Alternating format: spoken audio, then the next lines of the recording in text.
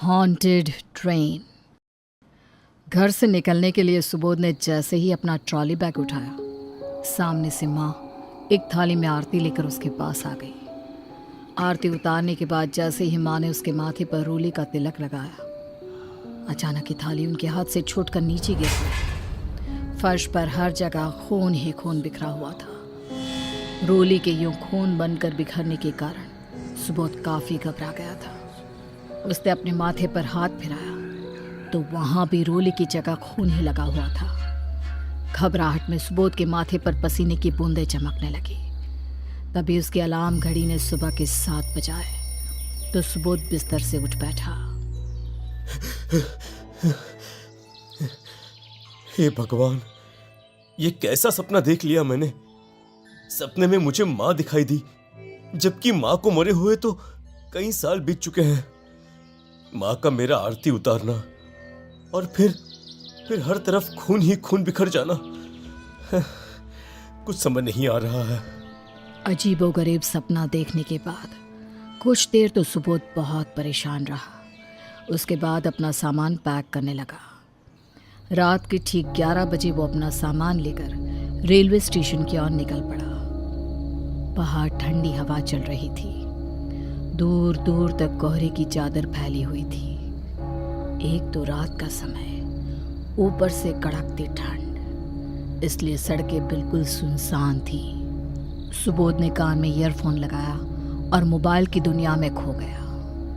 कुछ ही देर में वो रेलवे स्टेशन के ठीक सामने था। अपना सामान लेकर वो प्लेटफॉर्म नंबर 3 की ओर बढ़ गया। घड़ी के कांटे रात के 12 बजा रहे थे। ट्रेन के आने में अभी 15 मिनट का समय बाकी था। सुबोध अपने मोबाइल पर वीडियोस देखने में इतना व्यस्त था कि उसने इस बात पर ध्यान ही नहीं दिया कि आज पूरा प्लेटफॉर्म बिल्कुल खाली पड़ा है। न कोई ट्रेन आती दिख रही थी और न ही कोई पैसेंजर दिखाई पड़ रहा था। ठीक 12:15 पर ट्रेन ने जोरदार हॉर्न बजाया तो सुबोध का ध्यान मोबाइल से हटा और वो अपना सामान समेटता ट्रेन में चढ़ गया। ट्रेन के अंदर की लाइट्स ऑफ थी। बोगी के अंदर गुप्त अंधेरा देखकर सुबोध थोड़ा सकपका सा गया। इससे पहले कि वो ट्रेन से नीचे उतरता, अचानक से लाइट्स ऑन हो गई। लाइट्स ऑन होते ही सुबोध की जान में जान आ गई। अपना सीट नंबर देखकर सामान रखने के बाद वो आराम से सीट पर बैठ गया। पूरी की पूरी बोगी खाली पड़ी हुई थी। सुबोध का दिमाग कुछ अनहोनी का संकेत देने लगा था। इतनी खचाखच भरकर चलने वाली ट्रेन आज बिल्कुल खाली कैसे पड़ी थी, ये बात उसकी समझ से परे थी। तभी उसने देखा एक औरत 2 बच्चों को हाथ पकड़े चली आ रही है। वो आकर ठीक सुबोध के सामने वाली सीट पर बैठ गई। कुछ ही मिनटों में एक एक करके कई सारे पैसेंजर अपनी अपनी सीटों पर आकर बैठने लगे थे। अपनी सीट पर गर्दन टिकाकर वो फिर से मोबाइल देखने लगा। सुबोध अक्सर इस ट्रेन से सफ़र करता रहता था, लेकिन आज न जाने क्यों उसे अपने आसपास कुछ अजीब सी गंध आ रही थी जो उसे बेचैन किए हुए थी। एक्सक्यूज मी, आपको कुछ अजीब सी बदबू नहीं आ रही है? ऐसा लग रहा है जैसे कुछ जल रहा हो, जैसे कोई कपड़ा जल रहा हो।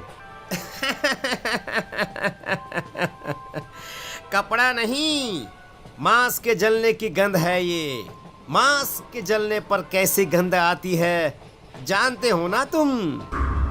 ये कैसी बातें कर रहे हैं आप? किसका मांस जलेगा चलती ट्रेन में? मांस जलने पर कैसा लगता है पता है तुम्हें? पहले चमड़ी जलती है, उसके बाद खून जलकर राख होता है और फिर उसके बाद मांस जलता है। किसी जीवित आदमी को जलते हुए देखा है कभी? कहते हैं जलकर मरना सबसे ज्यादा दर्द भरा होता है। सुबोध ने देखा कि बात करते हुए उस आदमी का चेहरा कुछ अजीब तरीके से बदल गया है। अभी तक बिल्कुल सामान्य से दिखने वाले उस व्यक्ति का चेहरा बिल्कुल सफ़ेद पड़ गया था और आंखें खून की तरह लाल हो गई थी। उस आदमी की ऐसी मनहूस बात सुनकर सुबोध को अनकंफर्टेबल सा महसूस होने लगा था। एक तो बोगी में से आती ये गंध उसके बर्दाश्त से बाहर हो रही थी। दूसरा उस अधेड़ का ऐसा डरावना सा बर्ताव देखकर सुबोध समझ नहीं पा रहा था कि ये सब क्या हो रहा है। उस आदमी को इग्नोर करने के इरादे से सुबोध ने अपनी गर्दन दूसरी ओर घुमा ली। सामने एक सुंदर औरत अपने बच्चों के साथ बैठी हुई थी। क्या बात है, आप परेशान लग रहे हैं? हाँ हाँ, वो इनकी बातों से मुझे थोड़ा कंफर्टेबल फील नहीं हो रहा है। मतलब ऐसी बातें कौन करता है? मौत कभी भी कंफर्ट के हिसाब से थोड़ी ना आती है। जिसके नसीब में जलकर मरना लिखा हो उसे वो दर्द भोगना ही पड़ता है। अरे यार, ये सारे साइको लोग इसी डब्बे में भरे हुए हैं क्या? कहाँ फंस गया आज मैं। सुबोध कुछ कह पाता इससे पहले ही टीटी वहां आ गया। अजी, टिकट दिखाओ। ये लीजिए सर। मेरे होते हुए कोई भी बिना टिकट के यात्रा नहीं कर सकता है। आज 20 जून है और तुम्हारी टिकट पर 21 जून लिखा हुआ है। जुर्माना भरना पड़ेगा। अरे ये कैसा मजाक है? आज ही 21 जून है, 20 तो कल थी। टिकट निकालो, नहीं तो ट्रेन से नीचे फेंक दूंगा। मैडम, टिकट दिखाइए आपका। ये लीजिए। आपका टिकट बिल्कुल सही है। अरे कुछ समझाइए इन्हें भी। अच्छा रुको, मैं अभी आपको देने के लिए अपने दोस्त से पैसे मंगवाता हूँ, ठीक है? हेलो, अरे यार नीरज, यार मेरे जीपे पर 2000 रुपये ट्रांसफ़र कर देना यार प्लीज़। पता नहीं यार कैसी मुसीबत में फंस गया हूँ मैं। क्या बात है भाई, सब ठीक तो है ना? कहाँ पर है तू? अरे यार, भूल गया क्या? तेरे नंबर से ही तो टिकट बुक किया था मैंने। अपने घर उड़ीसा जा रहा हूँ मैं। क्या कहा? कौन सी ट्रेन से? वही भाई, अपनी कोरोमंडल एक्सप्रेस से। अरे तू क्या बोल रहा है भाई? कोरोमंडल तो कैंसिल हो गई है, उसका एक्सीडेंट हो गया है। क्या तुझे पता नहीं है क्या? अरे क्या बात कर रहा है यार? तुझे कोई गलत फहमी हुई होगी। मैं खुद अभी ट्रेन में ही हूँ। किसी और ट्रेन का एक्सीडेंट हुआ होगा। कोरोमंडल तो बिल्कुल ऑन टाइम चल रही है। अरे यार, अब मैं तुझे कैसे समझाऊं? एक काम कर, अपने मोबाइल में तो खुद ही चेक कर ले, तुझे यकीन हो जाएगा। नीरज की बात सुनकर सुबोध फोन काट कर गूगल पर ट्रेन एक्सीडेंट कोरोमंडल सर्च करता है तो उसमें हादसे की सारी डिटेल्स उसके सामने आ जाती है। नीरज बिल्कुल सही कह रहा था। एक दिन पहले ही भयंकर रेल दुर्घटना में कोरोमंडल में सफर करने वाले तकरीबन 1000 लोगों की मौत हो गई थी। गूगल पर न्यूज़ पढ़ते हुए सुबोध के माथे पर पसीना आ गया था। डर से उसका हलक सूखने लगा था और हाथ कम कपाने लगे थे। सुबोध कुछ भी सोच पाता इससे पहले ही उसकी बोगी की लाइट स्पार्क करने लगती है। इससे पहले कि कोई भी संभल पाता, ट्रेन को एक जोरदार धक्का लगा और बोगी बेपटरी होकर पलट गई। सारे पैसेंजर अपनी अपनी सीटों से नीचे गिर पड़े। सुबोध कुछ भी समझ नहीं पा रहा था। नीचे गिरने के कारण यात्रियों को गहरी चोटें आई थी। किसी का हाथ टूट गया था तो किसी का पैर, किसी के सर से खून बह रहा था और छोटे बच्चे दर्द से चिल्ला रहे थे। हर तरफ अफरा तफरी सी मची हुई थी। ये सब देखकर दौड़ते हुए सुबोध बोगी के दरवाजे की ओर भागा, लेकिन वहां आग की ऊंची ऊंची लपटें देखकर सुबोध बहुत घबरा गया। दौड़कर वो बोगी के दूसरे दरवाजे की ओर पहुंचा, लेकिन दूसरी तरफ भी आग लग चुकी थी। शॉर्ट सर्किट से लगी हुई आग धीरे धीरे पूरी बोगी में फैलने लगी। बाहर निकलने का कोई रास्ता नजर नहीं आ रहा था। हर तरफ मची हुई चीख पुकार सुनकर सुबोध का कलेजा मुंह को आ रहा था। उसने अपने कानों पर हाथ रखा और नीचे बैठ गया। कुछ ही पलों में उसने महसूस किया कि उसकी चारों ओर मची चीख पुकार बंद हो गई है और फिर से उसके आसपास वही गंध फैल गई है। उसने चौंक कर अपना चेहरा ऊपर उठाया तो देखा उसके आसपास सब कुछ बिल्कुल सामान्य है। ना कहीं आग थी और ना ही घायल पैसेंजर्स।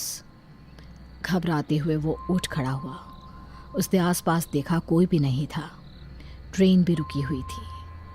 बगैर कुछ भी सोचे समझे सुबोध ने ट्रेन के दरवाजे की तरफ दौड़ लगा दी, लेकिन उसकी आंखें भय से फटी रह गई जब उसने दरवाजे के पास बहुत सारे लोगों को खड़ा हुआ देखा। उन सभी की हालत बहुत ही खराब थी। किसी किसी के शरीर के मांस से अभी भी आग की लपटें उठ रही थी। उनके शरीर काले, बदबूदार और भद्दे हो गए थे और शरीर इस कदर गल चुका था कि मांस टूट टूट कर नीचे गिर रहा था। उन्हें पहचान पाना असंभव सा था। सुबोध को देखकर वे उसकी तरफ बढ़ने लगते हैं। उन सभी जले हुए पैसेंजर्स से बचते हुए सुबोध दूसरी तरफ भागने लगता है, लेकिन दूसरी तरफ से भी कुछ ऐसे ही जले हुए, बदसूरत और भयानक शक्ल वाले मुड़े हुए पैरों से चलते हुए कुछ लोग उसकी तरफ बढ़ रहे थे। सुबोध की नसों में डर की लहर सी दौड़ जाती है। तभी एक भयानक चेहरे वाले आदमी ने उसकी ओर देखते हुए कहा, मैंने कहा था ना कि ये मांस के जलने की गंध है।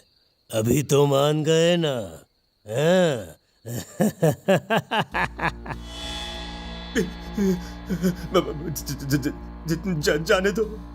जाने दो मुझे। मैंने क्या बिगाड़ा है किसी का? जाने दो मुझे। हम भी बेमौत मारे गए थे। मौत सबको खुद चुनती है। कल हमारी बारी थी, आज तेरी बारी है।